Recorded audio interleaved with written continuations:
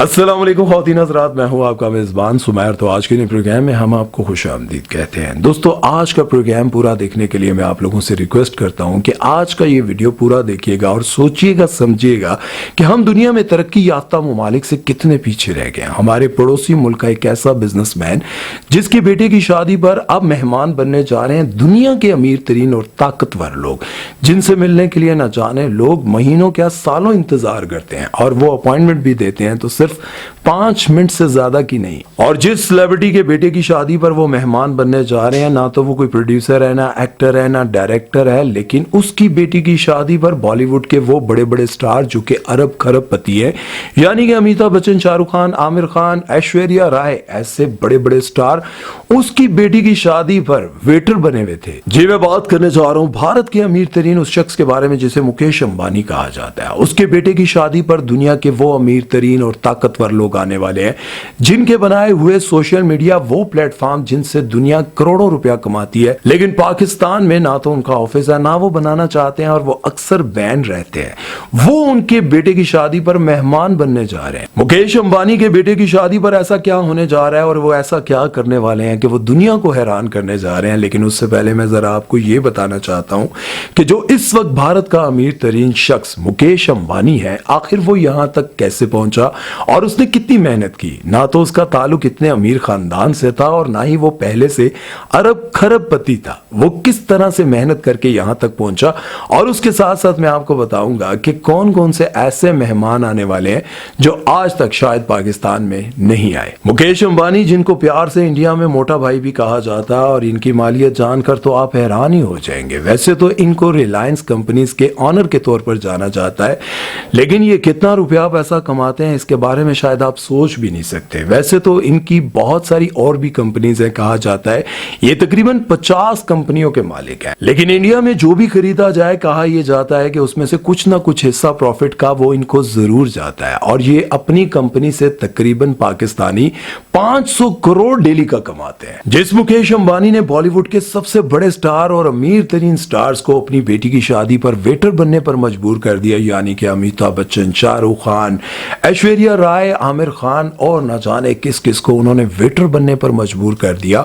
वो मुकेश अंबानी हमेशा से इतने अमीर नहीं थे। उनके वालिद एक छोटे मोटे बिजनेसमैन हुआ करते थे, लेकिन उनका नजरिया बहुत बड़ा था। उन्होंने और मुकेश अंबानी के भाइयों ने मिलकर बिजनेस स्टार्ट किया, लेकिन मुकेश अंबानी इस बिजनेस में बहुत आगे निकल गए और देखते ही देखते मुकेश अंबानी इंडिया के अमीर तरीन शख्स बन गए। अब जाहिर है कि जब इंसान के पास इतना पैसा आ जाता है और वो इतना अमीर हो जाता है, तो बॉलीवुड की वो शख्सियत जो दुनिया के सामने बहुत अकड़ के साथ जीती हैं, वो भी इनके सामने झुकने पर मजबूर हो जाती हैं। और इन्होंने अपने रुपए, पैसे और अपने बिजनेस की वजह से दुनिया के उन लोगों के साथ भी ताल्लुकात बना लिए जिनके साथ लोग मिलने के लिए सालों इंतजार करते हैं। अब बॉलीवुड के बड़े स्टार्स को इस तरह के लोगों की बहुत जरूरत होती है, जिनके पास रुपया पैसा होता है, जिनके ताल्लुकात बड़े बड़े लोगों के साथ होते हैं। आखिर अंडरवर्ल्ड का भी मामला बड़े स्टार्स को भुगतना पड़ता है, इसी वजह से वो ऐसे लोगों के साथ ताल्लुकात रखते हैं। लेकिन जब बड़े बड़े स्टार्स की वेटर बनकर उनकी बेटी की शादी पर लोगों को खाना सर्व करते हुए जब वीडियोस लीक होती हैं, तो तब दुनिया हैरान हो जाती है कि दुनिया के इतने बड़े बड़े स्टार्स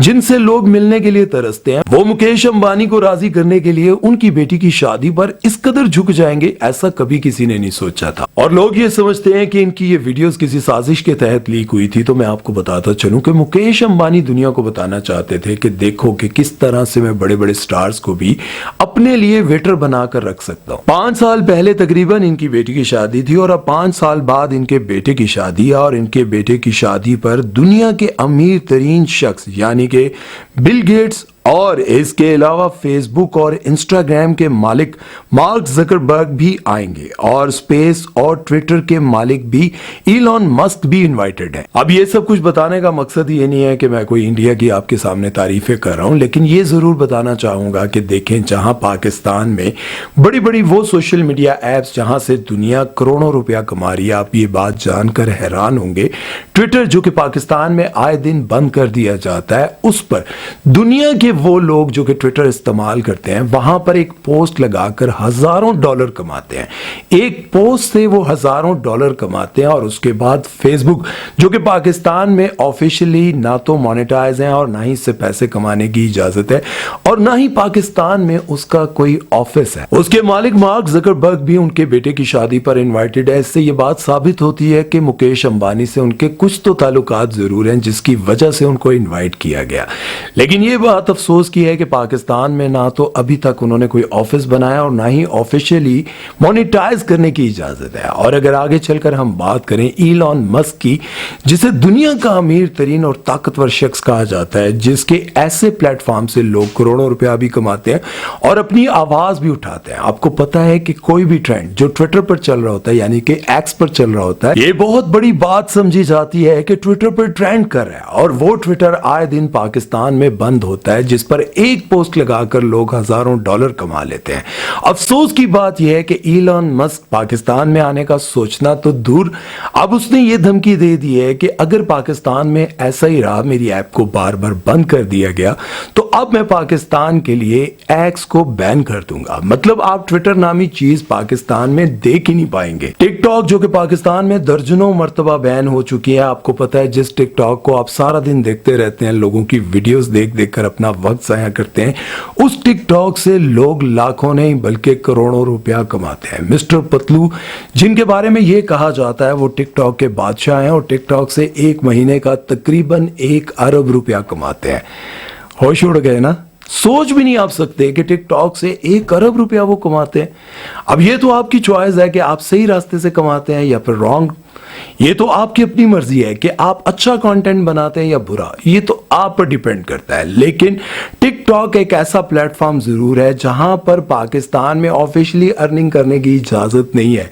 ना तो उनका पाकिस्तान में कोई ऑफिस है और ना ही वहां पर कोई इवेंट करवाते हैं। लेकिन टिकटॉक, जिसे पाकिस्तान में फजूल तरीन ऐप समझा जाता है, उससे लोग लाखों रुपया कमाकर अपनी जिंदगियां संवार रहे हैं। और दूसरी तरफ अगर हम बात करें इंस्टाग्राम की, तो इंस्टाग्राम की छोटी छोटी पोस्ट, छोटी छोटी वीडियो से भी लोग इतने डॉलर्स कमा लेते हैं कि उनको काम करने की जरूरत नहीं पड़ती।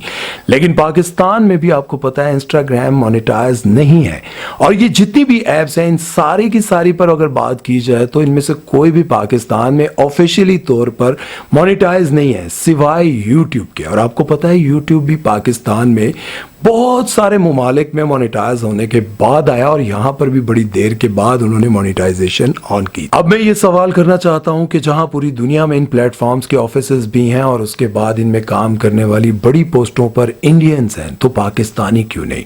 पाकिस्तान में आखिर अब तक इनका ऑफिस क्यों नहीं बना और पाकिस्तान में इस पर काम करने वाले लोग कहां हैं जो इनको ये बता सकते हैं कि पाकिस्तान में आप अपना ऑफिस बनाएं, यहां पर ऑफिशियली मोनेटाइजेशन ऑन करें। पाकिस्तान में बहुत सारे ऐसे टैलेंटेड लोग हैं जो बहुत अच्छा कंटेंट बना सकते हैं और बहुत अच्छा कंटेंट बनाते भी हैं और इन्हीं प्लेटफॉर्म से वो करोड़ों डॉलर पाकिस्तान में ला सकते हैं। लेकिन हमारे वो लोग जो इन पर काम कर रहे हैं वो तो इसको बंद कर देते हैं और वो बंद करने के बाद ये साबित करते हैं कि हम ताकतवर लोग हैं। लेकिन मैं ये पूछना चाहता हूं कि दुनिया तरक्की में न जाने कहां से कहां पहुंच गई और हम इन सोशल मीडिया एप्स को बंद करते जा रहे हैं और वो लोग जो इनको बनाने वाले हैं, जिनसे मिलने के लिए लोग सालों इंतजार करते हैं, वो मुकेश अंबानी जैसे बिजनेसमैन के बेटे की शादी पर मेहमान बनने जा रहे हैं। अब मुझे तो ये समझ नहीं आ रही कि हो सकता है इन्हीं को वो वेटर बना दे यार, ऐसा भी मुमकिन है।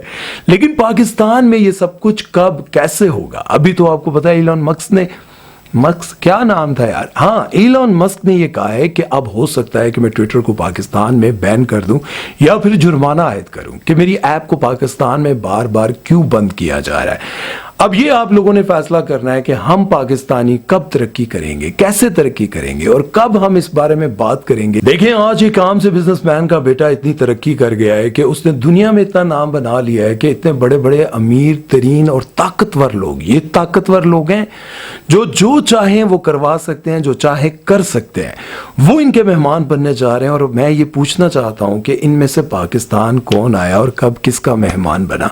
पाकिस्तान के ऐसे लोग जरूर हैं जिनको उन्होंने इनवाइट किया। बिल गेट्स ने किसको इनवाइट किया था? कौन सी बच्ची को इनवाइट किया था? जरा आप लोग कमेंट सेक्शन में जरूर लिखिएगा। और बहुत सारे ऐसे टैलेंटेड लोग हैं जिनको पाकिस्तान से बाहर इनवाइट किया गया लेकिन वो लोग पाकिस्तान नहीं आए।